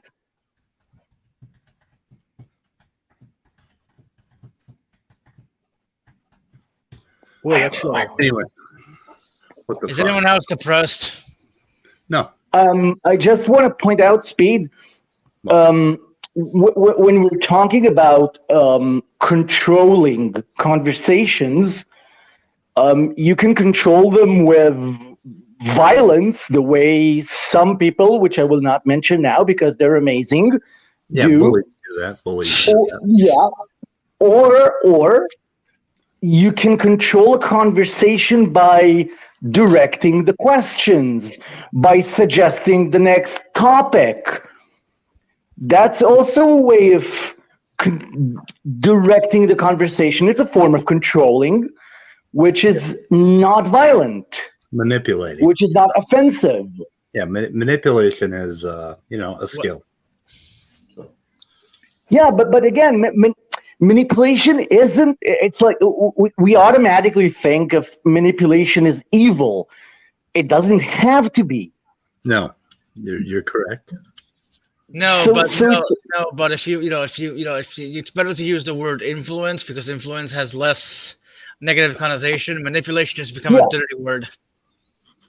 Yeah, I always point this out to people that to manipulate basically means to use your hands to do things. That's the original meaning.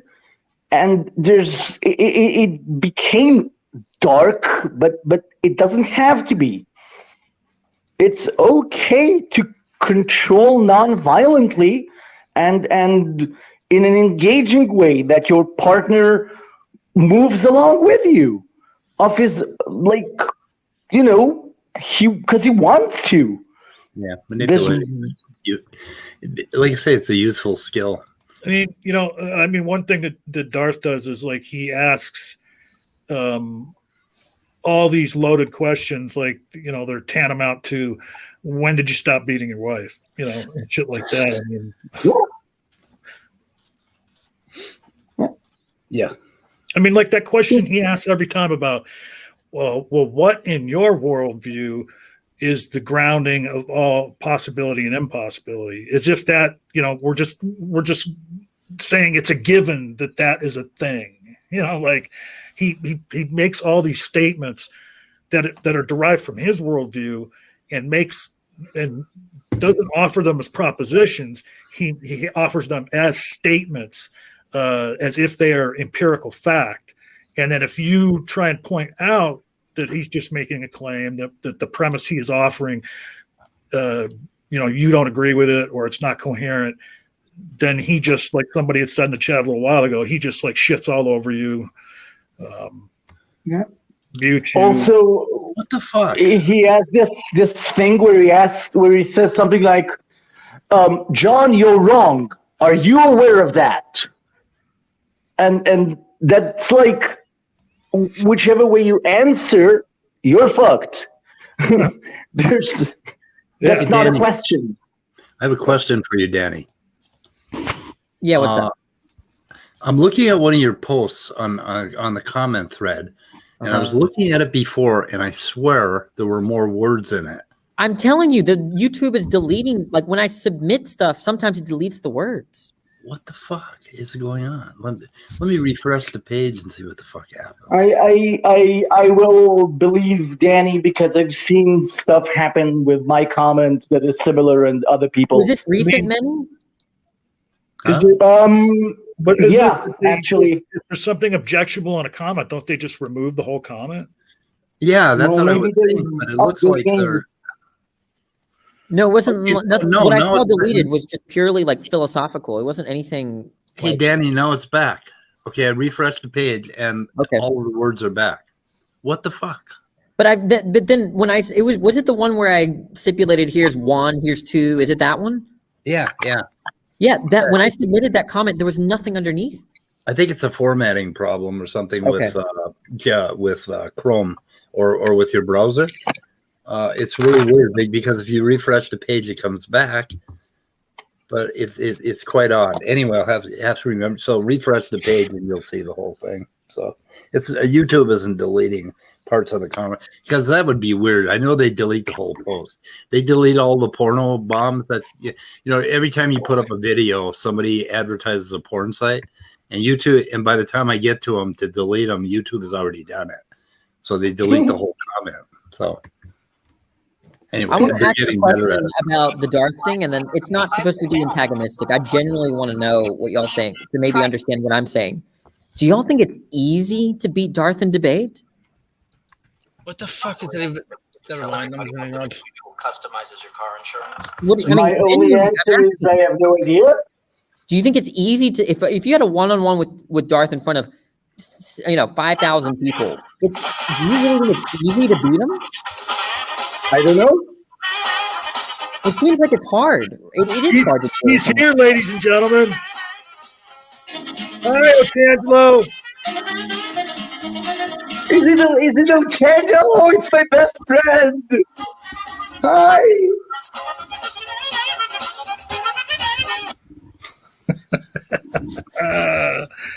I just know how much he loves that song, so I had to play it. A cake needs a recipe, the right ingredients, and an oven. I didn't know that.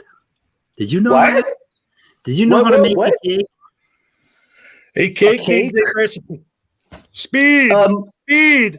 A cake needs a recipe. Therefore, actually, God created man. I like quoting. I think it was Sagan. Giving a recipe for an apple pie, and the recipe begins with a universe. That's the first ingredient. Yep. Yeah. And you can't do any recipe without one, which is really cool. Many, what created the universe?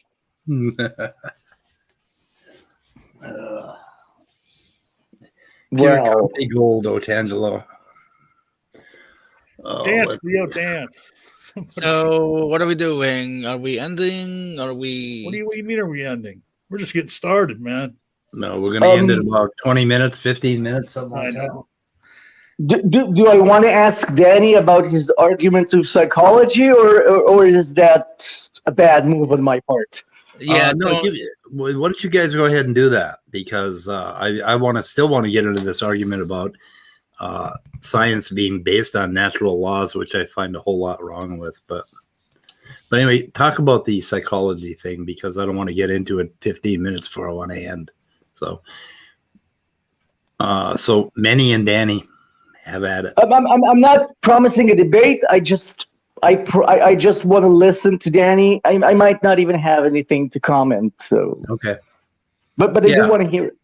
Yeah, I do want to hear your argument against what was it, against psychology being a science? Is that? Well, that if science is construed in the way that you find problematic, that if science is construed in terms of getting at laws, right? Get at Yeah. right.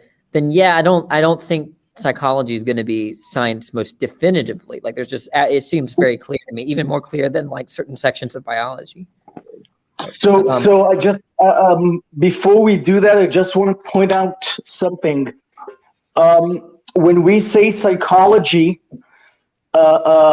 psychology isn't necessarily actually. It's not. It's just one part of psychology is like therapy and personality. There are parts like biopsychology or physiological psychology, which deals with muscles and the eye. It's so, I don't know, there are many parts to psychology. Are you referring to the entire endeavor or just a specific part? I guess I'll be clear. Anything to do with any psychological state, in terms of its causal tendency. Well, I don't think psychological states have causal tendencies themselves.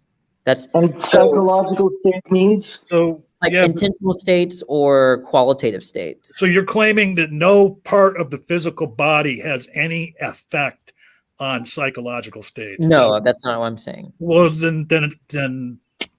Okay, let me clarify. What Manny just said. Let me clarify. Causal tendency, like a good example of expressing what a causal tendency is something like if I drop a glass bottle on the floor and it shatters, glass has a disposition, a causal disposition to shatter, given a kind of force, right? It doesn't choose to shatter, right? It's just causally disposed to shattering. The same way with the Earth, right? The Earth revolves around the sun, and it doesn't choose to revolve around the sun, right? It's just causally disposed. So a question: if we give a person or an animal a positive reinforcement, doesn't that cause certain behavior? Yes, it can cause. So I'm not saying that the physical and the mental can't interact causally. I'm saying that there's no laws.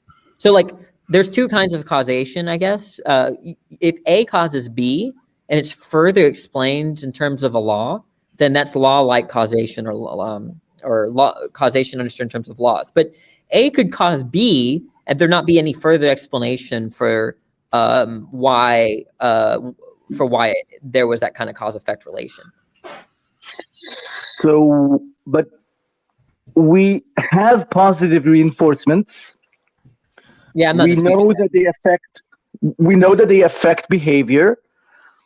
And if we add some neurology and talk about dopamine and talk about Hebb's law, then I can add in laws that help us understand why this causal relationship works.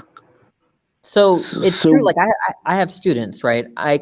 If I give bonus assignments or if I give questions that give bonus or some kind of reward, they're very likely to try to do it.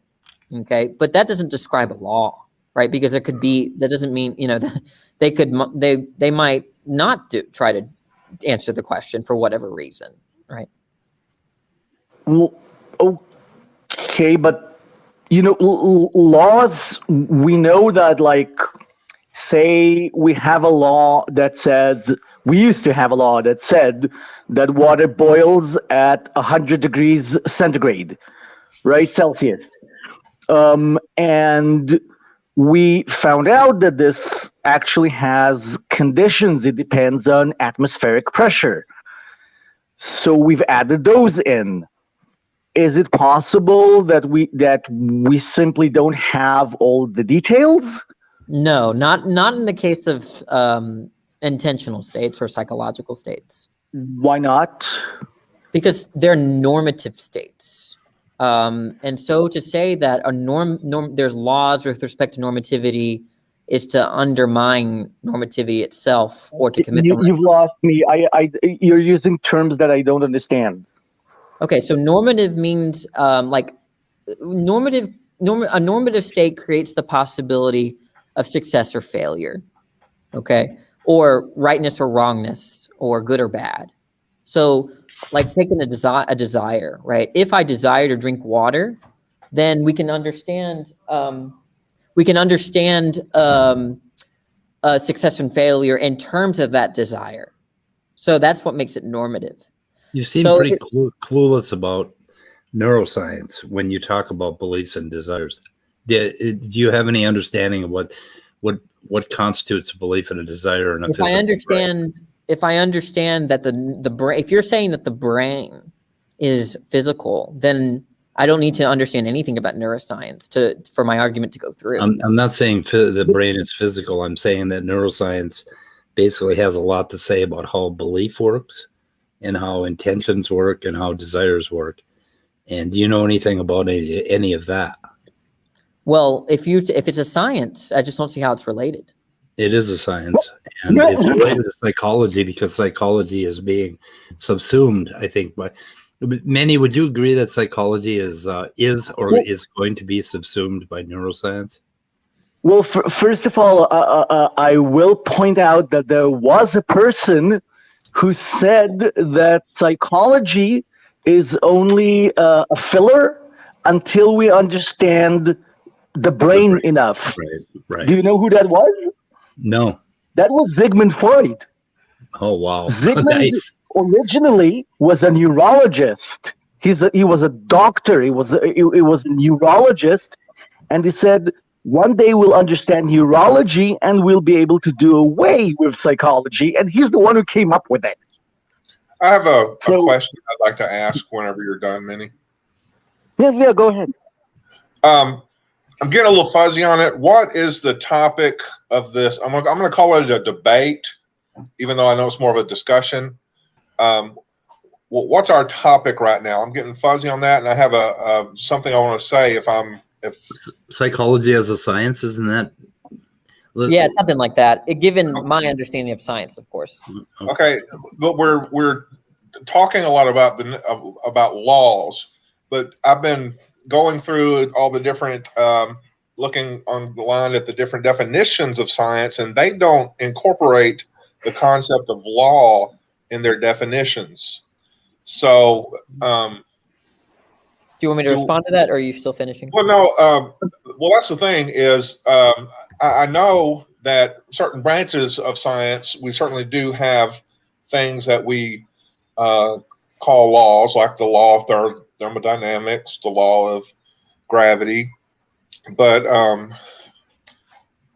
let's say we stipulated there are no laws in any realm of science.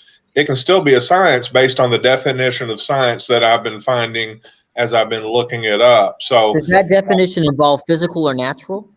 Yeah, the natural world. Right. So then you're going to have to define natural of the natural world. So I just want to say on my part, the definition of science that I was taught, and that's all I claim, that I was taught this definition, is that science observes, explains, controls, and tries to predict. And so under that definition, religion is sort of a science in a way. Magic is sort of a science in a way. Yeah, under that definition, psychology would be a science. Yeah, it would. But my question, I'm trying to ask is if there are no laws anywhere, can you still have science? I don't think so. That's my view, though. Right. All right, I'm just trying to clarify where you're coming from. But Danny, here, just as a question, like maybe there aren't any laws. Maybe we only think there are. Well, maybe and the we're other thing is, we're real quick. I'm sorry, but the other thing is too is so before any laws were posited or established. So the endeavors that mankind was undertaking to understand the natural world, that wasn't science. It's not science until there's a law. Like they weren't doing science when they were observing things and testing them and trying to come up with explanations for phenomena in the natural world? That wasn't science. That's John. What you're saying is it exactly matches the definition that I gave. So But your yeah. definition begs the question on my view, because what is natural? I didn't say natural. No, he did. John? Yeah, I said, I said that the people who were observing the natural world and doing experiments and trying to come up with explanation for the phenomenon they experience that they saw occurring, if there was no laws at that time, the first people that first endeavored to do science.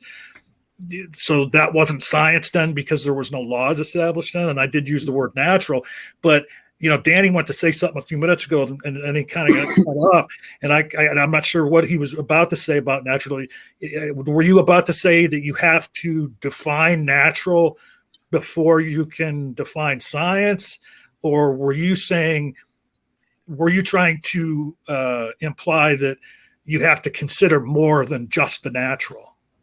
Well, you can define the word any way you want, but I'm saying that I take the natural to be understood in terms of regularity or, law-like explanations for our regular observations. And so if you use a different notion of natural, I'm all ears. So wait, I think when John says natural, the way I understand is we've never observed the supernatural. I mean, people try to make science for the supernatural. They're not coming up with results, last I noticed. Yeah, no, I agree. I don't think science studies the non-natural. Yeah. Well, no. What I'm saying is the experimental method has to deal with the natural world and define it. Yes. I think I agree. Science, sorry? I think I do agree with you there. Okay, but science as a concept doesn't necessarily depend on experimentation. That's something that was added. Well, I don't think I defined it that way. It's just trying to get at the regularity of nature, right? The regularity of the world. Okay. And if psychology is trying to get at a regularity, now be careful. What I mean by regularity here is a strict regularity. I'm not worried about if I were to let go of my pencil, or if I'm not worried that it won't fall, right? What is a strict regularity? Sorry. Well, wait, Danny, that's not. My knowledge of physics sucks, but that's actually not true. What's not true? Because that you don't need to worry about your pencil not falling down. Well, then I could just be wrong about what the laws are. No. I mean, we know that theoretically, like not just theoretically as the colloquial, we know that there is a possibility that when you let go of your pencil, a black hole will suddenly open above your head and the pencil will fly up into it with you. Is that random or law-like? That is possible. Is that random? But I don't. Yeah, random and law-like, the way you're using the words are senseless. Senseless. I mean something by them. Speed. You mean well, something right, but you're right that it would be random that a sense. black hole just suddenly opened up above the Earth, but it would be law-like once the black hole was there. Then it would follow laws. Yeah. Okay. So that's kind of my view, John. Well, things follow laws, but I mean, there's nothing that you can say that there's no way that you could construe a law that wouldn't have some exception or some other causal influence, basically. But laws are still they're extremely valid because they have a high probability channel that they follow. Mm-hmm. Okay, But you can always find causal exceptions to these things. I mean, even right down to the quantum level, where Erica described two people running into each other and going through each other as some weird ass, extremely improbable thing. So it's really hard to talk about laws in the sense that you talk about them, Danny, and that's where we run afoul. That they're I mean, Danny, you seem to be claiming that if something is called a law and it's not irrefutably true every time in every situation, in every context, and that's because, like, think of Newtonian physics. Okay, there's problems with Newtonian physics, but most of it works great for what we use it for. Yeah, I'm not saying. Look, my argument is not to dispute the practicality of assuming laws that are not. Wait, that's something I want to point out, please. What Speed said, and especially since I want to say that since John mentioned Newtonian, back in the days of Newton, they thought that the laws they came up with were strict, absolute laws. Yeah. We know today that is not true. Yeah, I'm raising a metaphysical question, but I'm raising a metaphysical question, not an epistemic question. Yeah, but if you want to understand Danny, the philosophy, here's where you lose me, because look, let me explain it really fast. The idea is that there's a problem in knowing the laws. We might be wrong about them, but in principle, there are laws. It's not that we don't know them. Science, I'm not talking about philosophy right now. I'm talking about science. I don't know what you mean by philosophy, because I presume this is a conceptual dispute, is it not? You mentioned metaphysics. I'm okay. I'll say what I have to. I hope that we understand each other. Science used to be, we find capital L laws. They are always true. They are always correct. F equals MA is absolute. That is what they thought. That is also why they couldn't figure out stuff, because they tried to figure them out based on the assumption that F equals MA everywhere at any time. Today, we know that any law, not capital L, lowercase l law, that we come up with, and this is one of our, by the way, arguments with theists, is that science today holds that these laws are probabilistic, always. Even laws in physics are probabilistic. There's a chance it will fail under certain conditions. Yes, so F will not always equal MA. Okay, it seems like you raised an epistemic issue. Let me interject something here. Okay. Danny, it seems like you're trying to find some ontological basis for laws when you refer to metaphysics, and you're claiming that science is holding to those laws, otherwise it's not science. And that would be building a that would be let me clarify that position. That would be building a straw man. Well, what happened to him? I removed him because he was over talking me. So basically, you're trying to come up with this rigid definition of a law that always applies, and I think that is where we're running afoul. And when you talk about triggering us, that's what triggers us, because it's like, okay, you have just straw manned our position, right? You strawmanned me. Why? Look, you need to trust me when I interject, because you're not getting my view right. Well, but that doesn't matter. Just don't interrupt him, and you can get your point in when he's done. Yeah. I'll let you go. I'll let you take your turn when it's your turn. Now it's your fucking turn. Well, hold on before it's Danny's turn. I want to point this out to him too before he responds.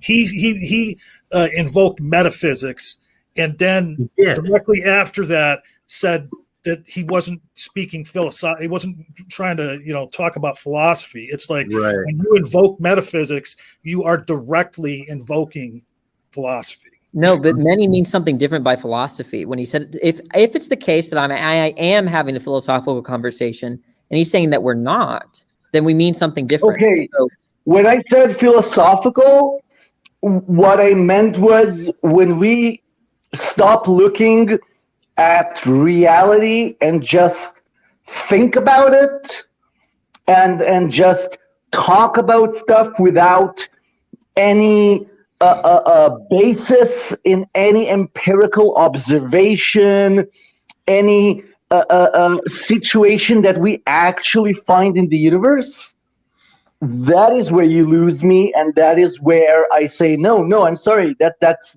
not science. Yeah, I'm not a verificationist like you. But anyways, go back to speed.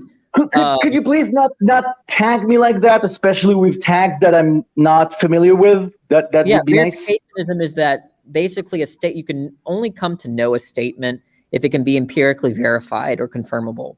What was the word again? I'm not a verificationist unless we're talking about science. Wait, if we're talking about science. I'll give you an example. I'm not an atheist, and everybody here knows that, I think. I'm not an atheist, but I don't try to convince people of my beliefs because I have no way of verifying them. So I don't try to talk people into them. That seems, I mean, that's like textbook verificationism. Whatever. You say maybe, that maybe I'm wrong. Look it up and see if that's what you are or not. I don't know. But the point is, no, let's make it easy. Just talk to me. We don't need to tag me under some category. Just talk to me. Well, okay. Well, the problem is that Speed said a lot of weird stuff. So, and he kicked me out of the call because he didn't let me fix how he was characterizing my view. Right. And now I'm forgetting what he was saying. Now, all I remember now is that you just characterized it. It was a bunch of weird stuff. You don't even remember what he said, but you know it was weird. Well, yeah, I've had spaghetti before, but I don't remember the last time I ate it. Okay. Yeah. I don't think you quite understand. I don't think you quite understand what you're doing when it comes to you as a person interfacing with a bunch of scientists or geneticists who basically have different views of things, and you're trying to get at the philosophy of science, right? Wait, are y'all scientists? If you want to get at, I believe I will call myself a scientist. I'll call myself a scientist too. I teach science after all, right? Well, cool. Yeah, I worry about that, but anyway, so we're all scientists. When you're dealing with people that study molecular biology and genetics, okay, you have to deal with them as human beings who basically have opinions of their own, and you have to be very careful that you're not sticking something up their butts, just like you feel that I just stuck something up your butt. I mean, unless what do you think I stuck up your butt, Danny? I kind of like the feeling anyway. But anyway, what I'm saying, Speed, is that there are laws. That's what it means to say that it's metaphysical. But science doesn't. That's just our problem. Science doesn't say there are laws. Well, then I don't know how you make sense of regularity. You make sense of regularity because regularity exists. Okay, what do you mean by regularity? Sometimes if you're irregular, you can fix that by sticking something up your butt.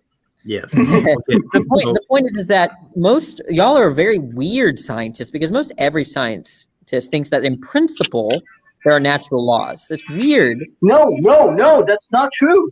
That is not true. That is true. No, not okay. Sorry. I'm not trying to contradict you. Scientists, when they say there are natural laws. That was a great Joe Pesci impersonation, by the way, Manny. So, what? I said that was a great Joe Pesci impersonation, by the way. Is it? Yeah, you want okay. Never mind. Okay, cool. Joe Pesci is a good actor. So when scientists talk about natural laws, they are talking about lowercase natural laws, meaning they are not absolute. They are not universal. They are not. One second. They are not woven into the fabric of reality. They are merely a mathematical representation of what we experience. No one knows if they hold beyond our experience. No one knows if they hold in parts of the universe that we haven't explored. No one knows that. And I'm having a hard time scientists. understanding you. Sorry? I'm having a hard time understanding you. But like I understood him perfectly. Hey, Well, you no, explain it to me real quick before you guys go on, I want to ask Speed because he had said he was looking to get out of here at the top of the hour, and it's now 3 minutes after the top of the hour. So I want to find out from Speed what his intentions are going forward here. John, are we going to bury the hatchet, by the way, or do you still be kind of assholes to each other? What do you want to do? Who were you talking to? You. I was saying, do you want to bury the hatchet or you want to leave it out? But for the fact I would spend the rest of my life in jail, I would love nothing more than to bury a hatchet in you. Okay, well, then I won't bring up anything today ever again if you won't either. Bring up anything ever again? Meaning like any of the animosity and the anger. I'm sorry, did you say, Manny, I apologize for calling you a dumbass? Yeah, I don't think I should have done that. Oh, so could you say that sentence for me? Just make me happy here. Yeah, no, I don't think I should have called you a dumbass. That was mean. Okay. Cool. Well, and I think people that were here from the beginning will back me up. I think that when I was referring to our thread and reading the post, I think I admitted that I was being an asshole too, because Midnight had mentioned, well, why did you have to say this about it? Well, I was being just as much of an asshole as you were, but I bet you wouldn't admit that you were being an asshole. No, I was being very aggressive, and then I called you a asshole, and I prefer not to be. I don't prefer it to be that way. I think when I said when you said you hated me, and I said you're lost, what I meant there is that I take it to be very stressful to hate someone. I don't think I said I hate you. I did say drop dead. No, you're not the one that said hate. It was Midnight that said. Oh, someone said they hated me, and I said they're lost. Yeah, that wasn't me. Oh, okay. Apparently. The point is that I don't think I should be calling people names. And I've said every time that I call someone an idiot or stupid or dumbass, I'll admit it's out of emotion. It's anger. And so I don't want to be that way. If someone listens to one of the live streams and hears you saying, he always says dumb things to me. Yeah, that was me. That's not cool either, Look, here's the thing. Well, especially when that person is not around. Wait. Okay, so I shouldn't have let it get to the level it got, okay? And I'm not saying this as an excuse that you're the one that caused me to go on with it and, act, in an untoward fashion or whatever in our little exchange there. But as many pointed out a long time ago, why couldn't you have simply in that situation said, oh, wow, yeah, you're right. I meant to type not, P. I mean, the reason why is because I thought you were talking about a different post. I was looking at the wrong. You guys are you're losing my interest now, and it's okay, becoming. I mean, I really don't give a shit because I know that except for I got more and more irritated as it went on, that I was 100% right in that situation. So I don't have to bring it up again. So I'll agree to that. All right, cool. Danny, I'll just say I can be a real piece of shit, and I know that, and I can be very vindictive when I'm hurt. Okay, that's just the way I am. It's a personality thing, and I take offense to stuff, like real offense to stuff. It's this thing I have. It's a thing that people with more like autistic tendencies, but whatever. Yeah. So you sometimes have a very unpleasant way of conducting yourself. Okay. I think Speed said we're done with this. Okay, cool. Okay, well, let me close. I just want to point out to Speed that there's no problem with you referring to yourself as a scientist. You do a lot of reading. You're just like a bookaholic. But I am in no way a scientist. Well, I'm working on some theory now, and I don't think I'll ever publish anything. But I finally decided, fuck it, I'll take that title. So That's cool. And I make no claims of being a scientist either. But to what you just said, I'm not. Your name will be out of my mouth in every sense of the word. Okay. I think I understand the expression. I'm not going to be talking about you behind your back or anything like that. Cool. I promise. Yeah, I'll try and do likewise. Now, Moving on. We agree about a lot. I might say stuff to your face, but if it is hurtful when you go to some random stream and you see someone talking shit about you, it happens to me all the time. But I'm used to it. But I can understand why someone would be really bothered by it, so I won't do it to you. Okay. You go through a random. Daddy, we're all cool. Let's just.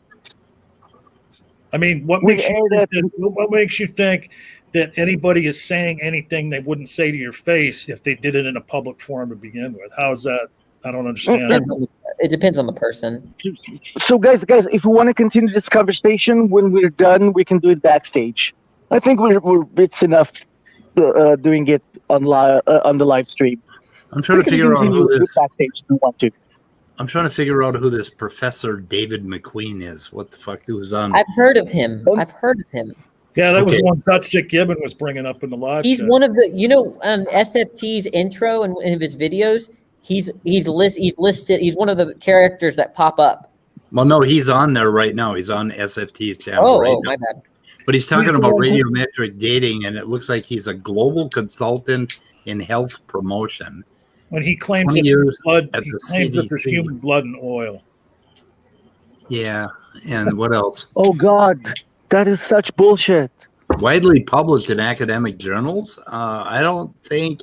Okay, if you look at publications, there's nothing there. What? Well, wait. Okay, there they are. Let's see. Rollins School of Public. What the fuck is that? I don't know what that is. I don't know what happened. Anyway, I can't find anything on him. So anyway, yeah, he's one of the talking heads. Speed.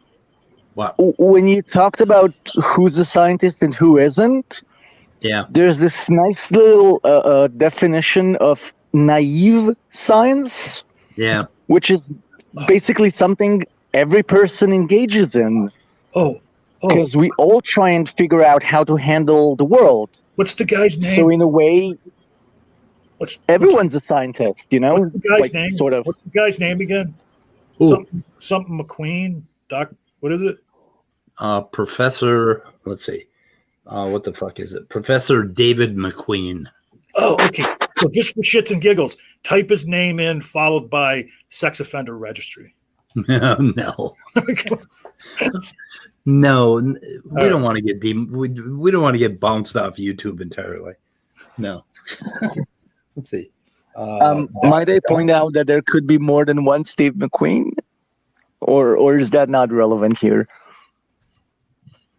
Well, there is more than one Steve McQueen, but we're talking about David McQueen. David McQueen. Oh, sorry, I didn't hear it incorrectly. Erica says McQueen is bonkers. All capitals, bonkers. Gutsy Gibbon talked about him, I think, and it sounds like nonsense. He's just in the list of creationists. Promotion consultant. Is that a thing? Oh, where is he here? Did you ever wonder why you never see David McQueen and Otangelo Grasso in the same room at the same time? Okay, he's got a bachelor's. There's a certain tune played when David McQueen walks into a room. Because if Yakety Sack happens to be playing, that might be a hint. Otangelo left right after we played Benny, didn't he? Yeah, and I did the voice, and he left. Oh, Otangelo's show is on now. Otangelo is doing an after show on our weather report every day, which I'm really flattered by, and I want to thank him. Yeah, he is every day. It's called. I showed it. It's called. What the fuck is it? Origins. We're going to cover that a little bit today. Maybe it's called Intelligent Design Report, February 3rd, 2021. He does it at 4 o'clock. And it's on right now. Oh, dude. But it's what? Oh, dude, you know what we're going to be reviewing tomorrow. Oh yeah. Oh well, he did one yesterday too, and it was also equal shit because he was all offended because we said DNA is not an instruction, so he was upset about that. So we said there's actually a famous experiment that sort of proves it with frogs and skin grafts. Yes. So here it is. DNA is not instructions. Sorry. It's on right now with Sal Cordova, and they're talking about Sal Cordova yesterday on the Intelligent Design Report. He said that Duke University charges $300,000 for a degree in some transgender thing or something. So so today he's elaborating on that. And as an example, he's using this hoax called, which I've linked all this stuff in the description, by the way, for this video. So if we ever need to do something, if we go back a day, we can find a lot of links. But anyway, he talks about the growing rottenness in humanities and social science and the rising cost of higher education. So, for fuck's sake. And I think the whole thing about transgender being part of social sciences triggered him. And it's, of course it would. He's a creationist. Excuse me, transgender it's not that it's part of social science. It's that social science studies various phenomena, and there's the phenomenon called transgenderism. That's right, and that's what we would study. So it's like, social experimentation is done on humans who live in societies, and some of the humans that live in societies are transgender. Now, if you want to see something really remarkable, there's a series on HBO called Euphoria. And do you know who made that series? No. Well, if you check, it's Israeli. You bought it from us. Anyway, and it's a really, really good show. Really good. I've seen the original. My son tells me that the last episode deals with atheism and recovery from addiction. And he wanted my opinion on it, so I started watching. I'm up to episode 4, but there is a character in there. What's that? It's really dark and really interesting. Yeah, it was very interesting. But it is dark. Anyway, there is I believe, a transgender person who plays the blonde, right? I haven't seen the American, and I saw the Israeli one ages ago. Okay. So anyway, details, no. But it's just it's remarkable to watch this person. It is really remarkable. Anyway, the series is worth it because of how they deal with drugs. The first 15 minutes made me cry because she was describing my fucking childhood, and it was just so unbelievable. I almost had to shut it off because it was a little too on point. And it was really interesting, but the whole series is filled with, the problem is if you have children in high school, do not watch it because you will make your kids drop out of high school. You won't let them go to school anymore if you watch this series. I don't know how realistic it is, but if fucking high schools are like that, no children should ever go to high school. We need to save the children from high school. As a person from the country in which the series was written, without watching the American one, which might be a bit different, it's not, I wouldn't call it realistic, but it's not completely fictional either. It does, it shows dramatization of reality. I mean, Benny, I would wager a guess that the only difference between the Israeli version and the American one is the American one probably has better production values. A, no. And never B, mind. there are probably big differences. Dude. I'm actually being serious. I know. No, I wasn't being serious. Part. I was making a left-handed Jew joke against you again. Yeah, I know. I love shooting them with jokes. There goes my channel. Goddamn, John, there goes my channel. Yeah. Stop making Jew jokes. No, I have to with you, Manny. You make Jew jokes yourself. No, I mean, can we say Jew okay, can I give you Jew reality instead? But do you know how? Because you were talking about it before. Do you know how they smuggled grenades in the Warsaw Ghetto Rebellion? Oh, I don't think I want to know this. In their suitcases. I don't think I want to know. I don't know what you mean by suitcase exactly, but I can say it was the women. That's what you call your ass in prison. It's your suitcase. So no, it was the women. It wasn't the suitcase. Oh boy, that chick. Oh yeah, mom, huh? And that is true history. That actually happened. Yeah, no shit. Yeah, I mean, we have. I've watched the testimony of one of the women that smuggled grenades into the ghetto, and she explained how. So you get it from first-person testimony. That's what's cool about being Israeli. You actually get the Holocaust. I think Top Dog just told me I have emotional problems because I get mad at Danny. Anyway. I don't think so. I think that we probably ought to shoot this in the head. What do you think, man? Top Dog wants to shoot what? You said I think sometimes not getting angry is an emotional problem. In certain cases. Okay, right? Did you suggest we shoot the stream in the head? Yeah, but I just want to point out something to everybody that I mentioned the other day. Just my opinion. I have no control over this channel, but I had mentioned the other day, and I'm not just talking to Danny, I'm talking to myself and everybody, except for Scott. Scott usually is on point with when he interjects and all that stuff. But I tried to point out to everybody the other day, Speed is such a nice guy, and he doesn't like, talking to people and getting aggressive as far as like taking control of things. I'm getting better. What's that? I'm getting better. Right. And so just want to point out that we should follow the rule that when Speed opens his mouth, we should just shut up. Okay. Because we don't know why he's opening his mouth. Could be moderation, could be something to do with the channel, could be him telling us I got to go for a few minutes, I'm getting whatever. But whatever he's opening his mouth for, we need to shut up when he opens his mouth, because this is his house. Thank you. Yeah, we're guests. Yeah. Okay, I think we're going to end this for the day, and we can go back room and you guys can fight it out a little more, but let's save a lot of that for on air, because Danny, you make us think. That's for damn sure.